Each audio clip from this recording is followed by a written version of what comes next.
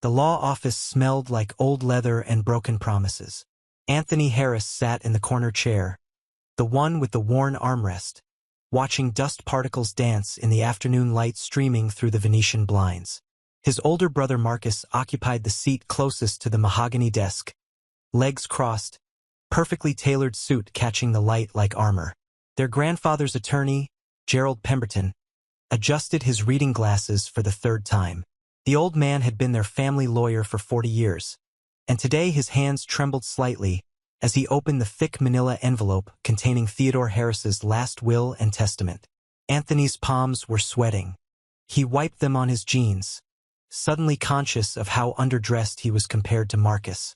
His brother ran a hedge fund downtown, drove a Tesla, wore watches that cost more than Anthony's annual salary as a high school history teacher.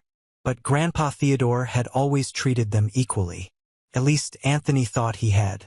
"Before we begin," Gerald said, his voice carrying the weight of uncomfortable duty, "I want you both to know that your grandfather spent considerable time on these arrangements. He was very specific about his wishes." Marcus leaned forward, eager. Anthony felt his stomach tighten. "To my grandson Marcus Theodore Harris," Gerald read, "I leave Harris Industries, including all manufacturing facilities, patents, real estate holdings, and financial assets associated with the company. Current valuation, $44 million. The words hit Anthony like a physical blow. Marcus's face remained carefully neutral, but Anthony caught the slight uptick at the corner of his brother's mouth. $44 million. The company their grandfather had built from nothing, the legacy of 3 generations, handed entirely to Marcus. "And to my grandson Anthony James Harris," Gerald continued, and Anthony held his breath, "I leave my personal effects, including my collection of books, my desk from the home office, and my pocket watch." Silence filled the room like floodwater. Pocket watch. Against $44 million, Anthony received a pocket watch. Marcus stood, shaking Gerald's hand. "Thank you for handling this, Gerald. I know Grandpa trusted you completely." His voice was smooth, magnanimous. "Anthony, we'll work out the logistics of getting you those books. Some of them are quite heavy." Anthony couldn't speak. He nodded mechanically as Gerald pulled a small wooden box from his drawer and slid it across the desk. The box was worn, cherry wood darkened by decades of handling. Inside, nestled in faded velvet, lay the pocket watch. It was nothing special to look at. Tarnished silver, a simple face with Roman numerals, a crack in the crystal covering. Anthony had seen his grandfather check this watch 1,000 times, pulling it from his vest pocket with the practiced motion of ritual. But he'd never really looked at it. "There's an engraving," Gerald said quietly, "on the back." Anthony lifted the watch. It was heavier than he expected, solid in his palm. He turned it over, squinting at the worn inscription. "Time reveals all truths. Check the 3rd Thursday." "Tage, what does that mean?" Anthony asked. Gerald shrugged. "Your grandfather didn't explain. He just insisted you receive it." Marcus was already at the door, phone to his ear, discussing something about quarterly projections. He glanced back at Anthony. "You coming? We should grab dinner. Celebrate Grandpa's life properly." "I'll catch up," Anthony said, still staring at the engraving. After Marcus left, Gerald leaned back in his chair.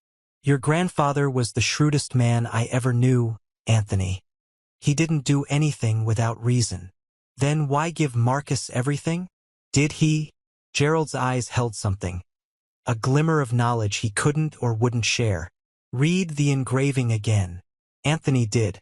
"Time reveals all truths. Check the 3rd Thursday." He looked up. "The 3rd Thursday of what?" "Perhaps," Gerald said slowly, "he meant today. Today is the 3rd Thursday of the month."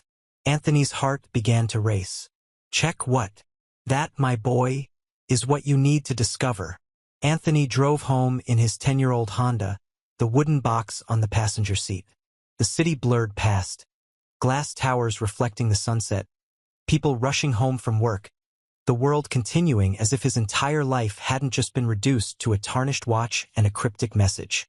His apartment was small, a one-bedroom in a neighborhood where sirens were the evening soundtrack.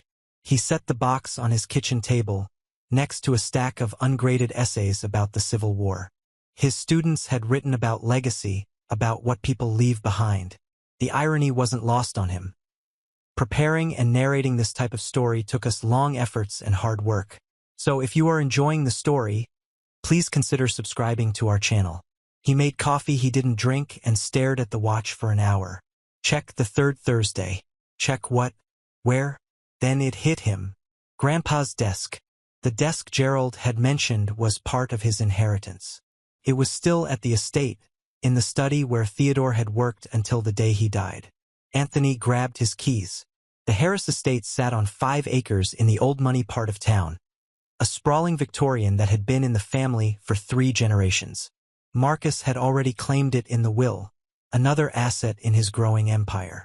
But tonight, the house was empty, awaiting the estate sale scheduled for next month.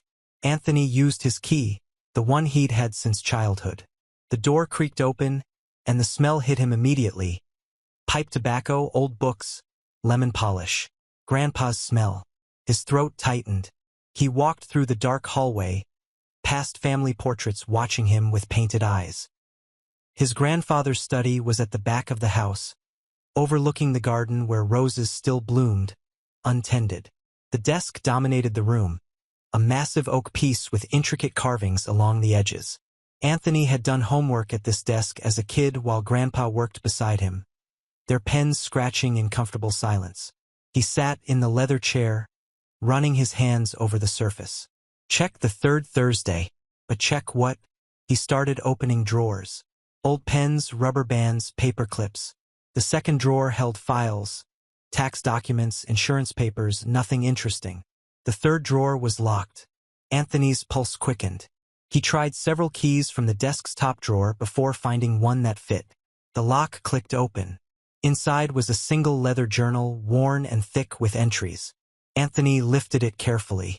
The first page bore an inscription in his grandfather's distinctive handwriting. For Anthony. Read this, then decide what justice means. His hands shook as he turned the pages.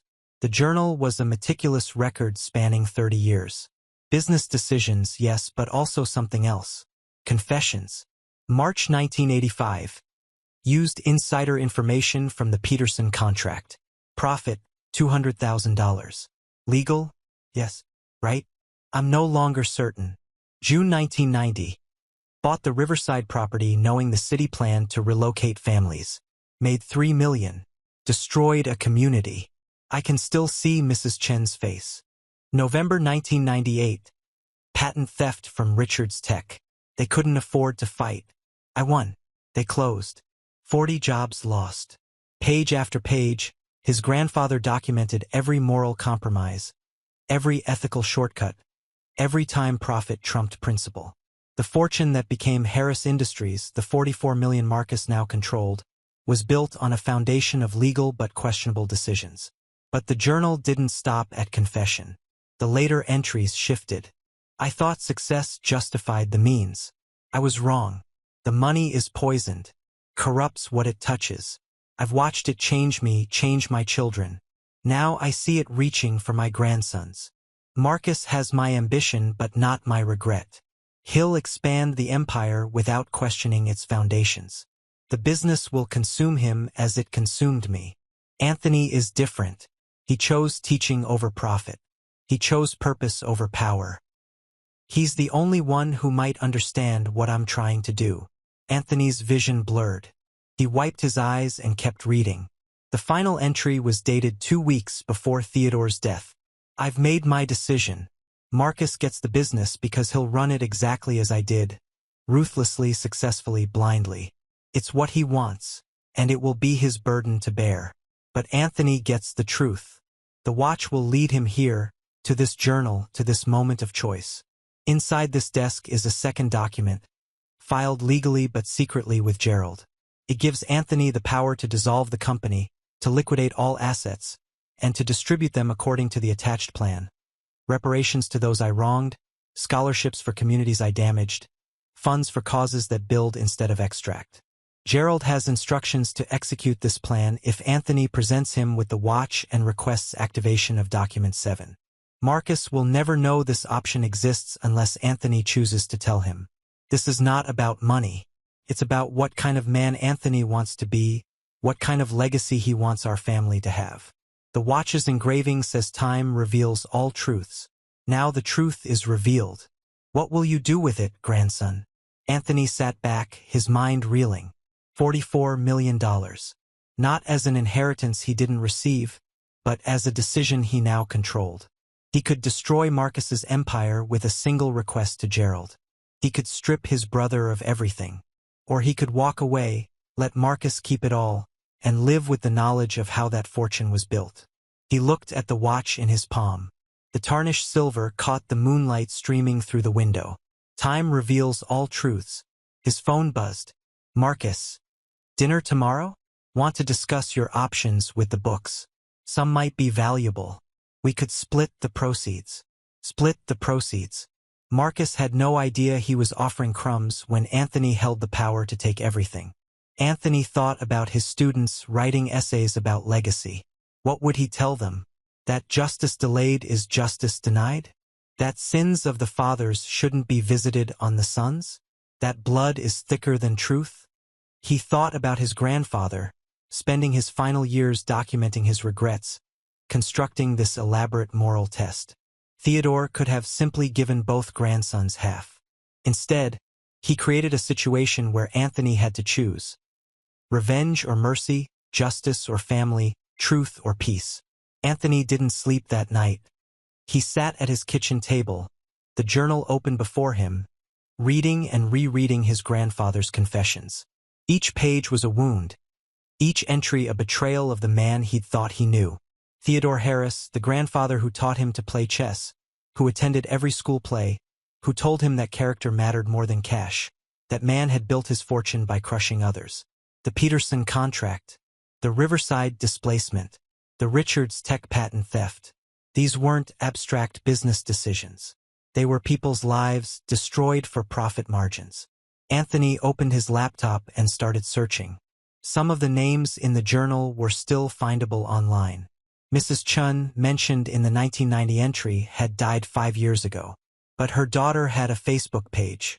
She ran a small restaurant in another state, struggling based on her posts about rising costs and supply chain issues. Richards Tech's founder, Daniel Richards, had a LinkedIn profile. After his company closed, he'd worked a series of middle management jobs. Never recovered. Never built anything again. The families displaced from Riverside? Anthony found a news article from 1991. The community had been predominantly immigrant families, people who'd pooled resources to afford homes. When the city relocated them for the development Theodore bought and flipped, they scattered. No reunion, no recovery. These weren't footnotes in a business success story. They were casualties. But Marcus, his brother, didn't know any of this.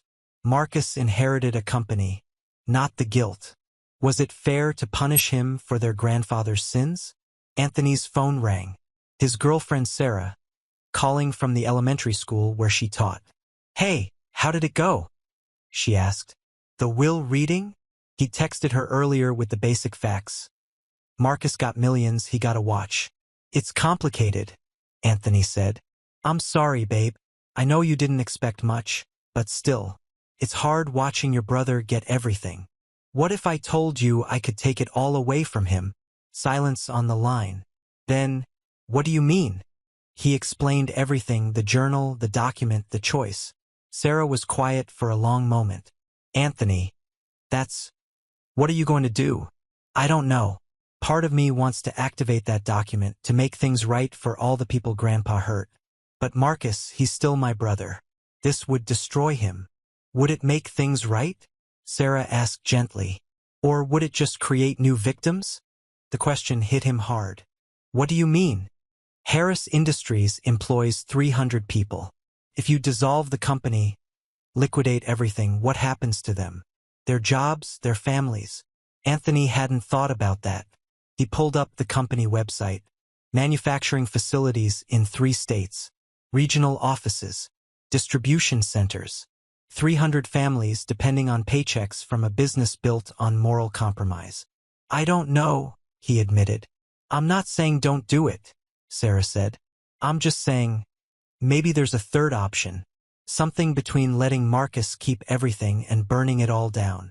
After they hung up, Anthony made a list. Option 1, do nothing. Let Marcus run the company. Keep the truth hidden. Live with the knowledge. Option 2, activate Document 7. Dissolve everything. Distribute reparations.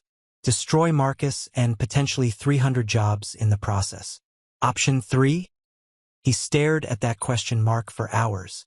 Around 3 a.m., an idea began to form. What if he told Marcus the truth? What if he gave his brother the same choice Grandpa had given him? But that felt like passing the burden, not making a decision.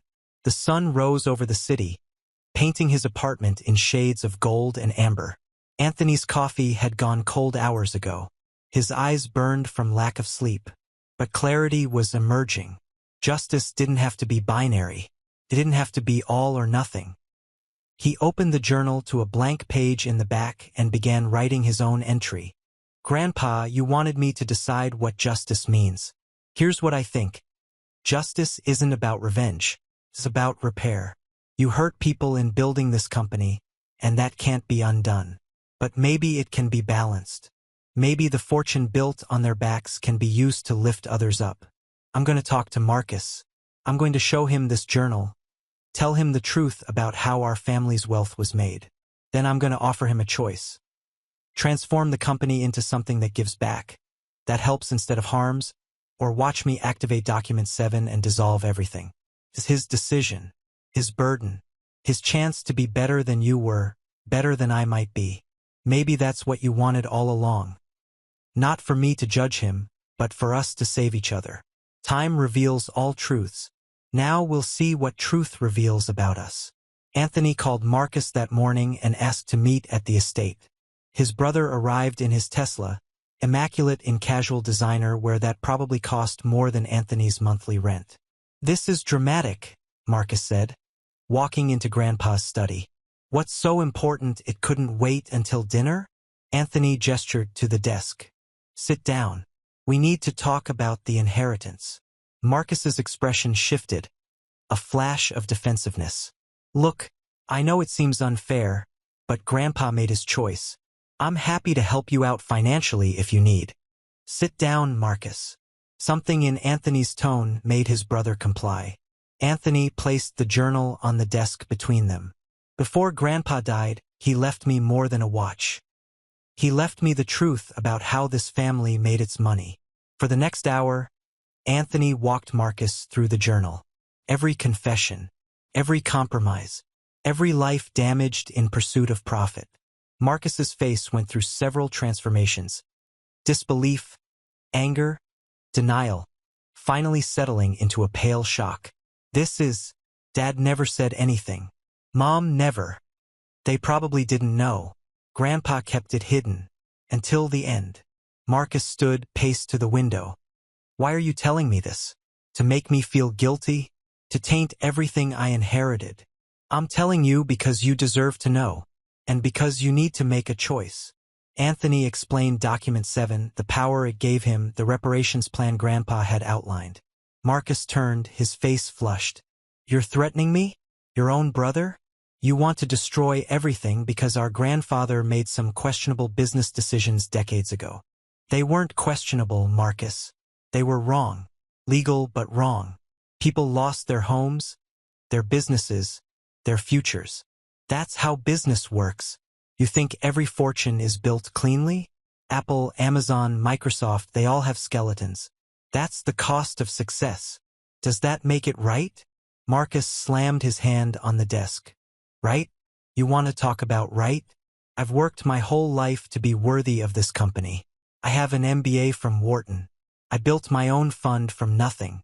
I earned this inheritance. And now you want to take it because Grandpa had a crisis of conscience in his old age. I don't want to take anything, Anthony said quietly. I want you to transform it. Use the company's resources to help the communities Grandpa damaged. Set up scholarships. Fund housing initiatives. turn Harris Industries into something that builds instead of extracts. You keep control. You keep the company. But you run it differently. With purpose. With conscience. Marcus laughed. But it was bitter. You're describing a charity, not a business. I'd have shareholders to answer to. Boards? Investors. You're the majority owner. You make the rules. And tank the company's value? Destroy profitability for feel-good PR? Anthony, I know you teach kids about idealism and making the world better, but that's not how the real world works. Then I'll activate the document. The words hung between them like a drawn blade. Marcus stared at his brother. You'd really do it? Destroy everything? Put 300 people out of work? Erase our family legacy? I'd distribute the assets to repair the damage that legacy caused. Yes. If that's the only option, yes. The brothers faced each other across the desk, across a chasm of values and visions. Finally, Marcus spoke, his voice strained. What exactly are you proposing? They worked through the night, Anthony and Marcus, alongside lawyers and accountants Marcus trusted. The plan that emerged wasn't dissolution, it was revolution. Harris Industries would restructure as a benefit corporation, legally committing to social and environmental responsibility alongside profit. 20% of annual profits would fund the Theodore Harris Reparations Foundation, directed by an independent board that included descendants of the family's grandpa had wronged. The foundation's first initiatives: full scholarships for students from the Riverside area where families had been displaced, grants to support small businesses in immigrant communities, and a fund to help entrepreneurs who'd been crushed by patent theft or unfair competition, named the Richards Innovation Grant after Daniel Richards. Marcus fought Anthony on every percentage point, every commitment. But slowly, grudgingly, he began to see not just the obligation but the opportunity. If we're going to do this, Marcus said around 3 a.m., we do it right. No half measures. I'm not running a company that pretends to care. Either we actually transform or we don't bother.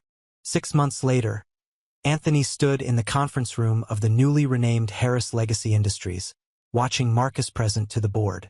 His brother had lost weight, gained shadows under his eyes, but something else too.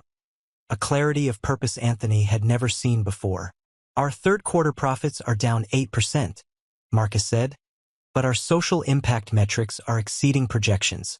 We've funded 32 scholarships, supported 18 small businesses, and our employee satisfaction scores are at an all-time high. We're proving that profit and purpose aren't mutually exclusive.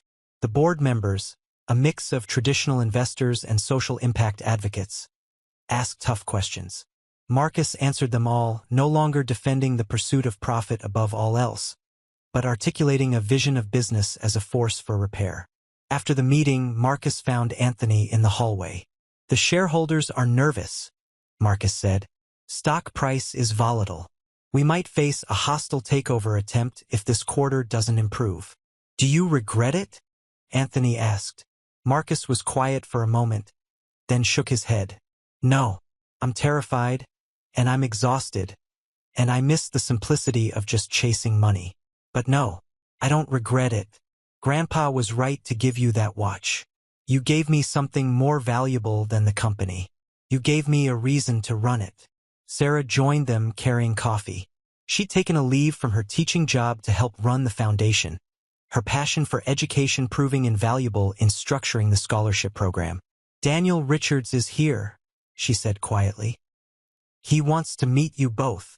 The man who entered was in his 70s, thin and weathered. Anthony recognized him from his LinkedIn photo, but older now, more fragile. Mr. Richards, Marcus said, extending his hand. Thank you for coming. Daniel looked at the hand for a long moment before shaking it.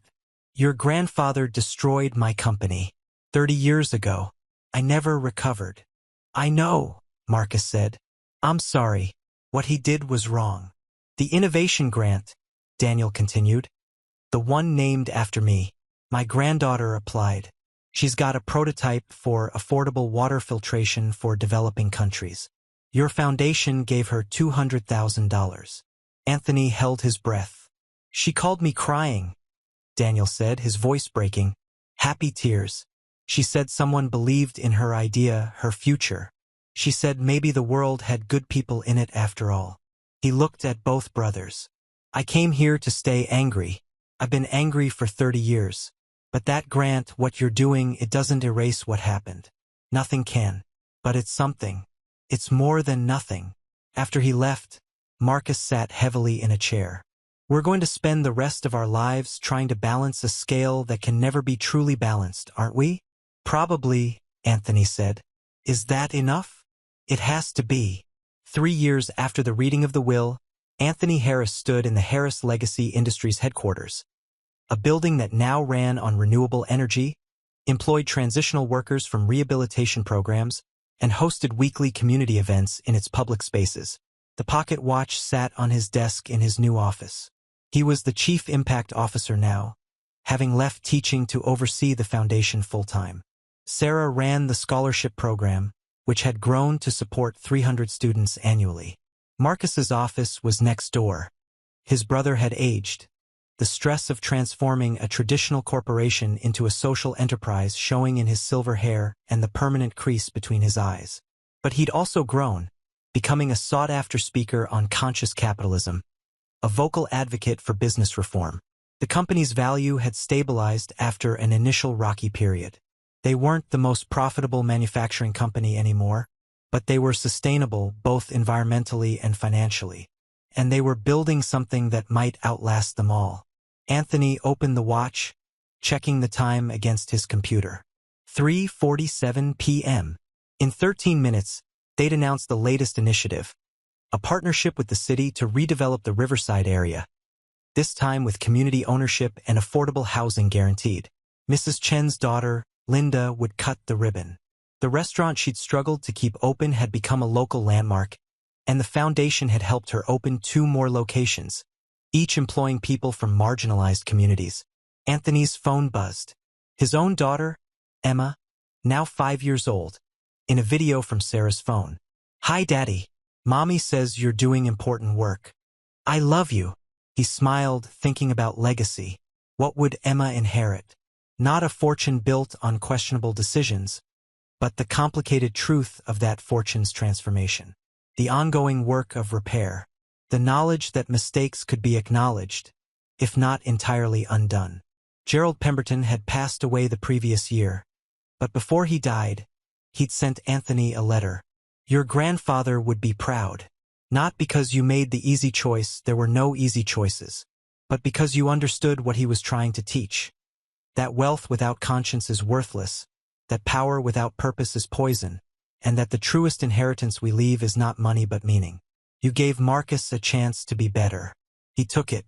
Together, you're writing a different ending to the Harris story. That's all Theodore wanted. That's more than most families achieve. The announcement went well.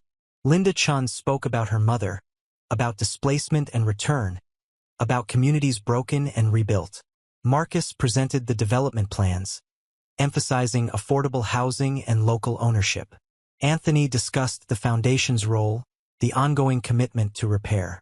Afterward, the brothers stood on the building's roof deck, looking out over the city where their grandfather had built his empire.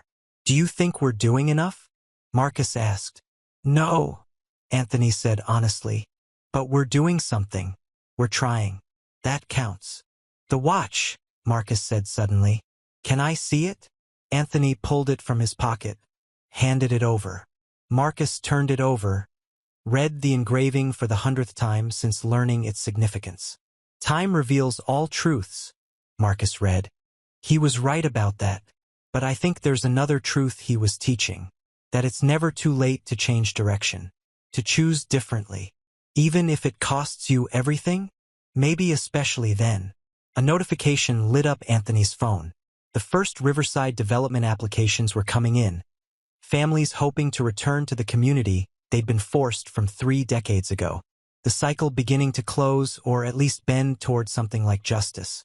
That night, Anthony sat at his kitchen table, a bigger one now in a bigger apartment, though nothing like Marcus's estate, and added his own entry to his grandfather's journal. Year 3, we haven't fixed everything. We never will. But Harris Legacy Industries now stands for something beyond profit. The foundation has touched thousands of lives. Marcus runs the company with conscience. I think about what you wrote, Grandpa, about the fortune being poisoned. Maybe we haven't removed the poison entirely, but we've diluted it. We've added something clean to the mixture. The watch sits on my desk, reminding me that time reveals all truths, but also that time allows for transformation. You gave us both what we needed. Marcus got the business and the burden. I got the truth and the choice. Together, we found the third option you probably knew existed all along. Redemption. Not complete, not perfect, but real. Thank you for the watch.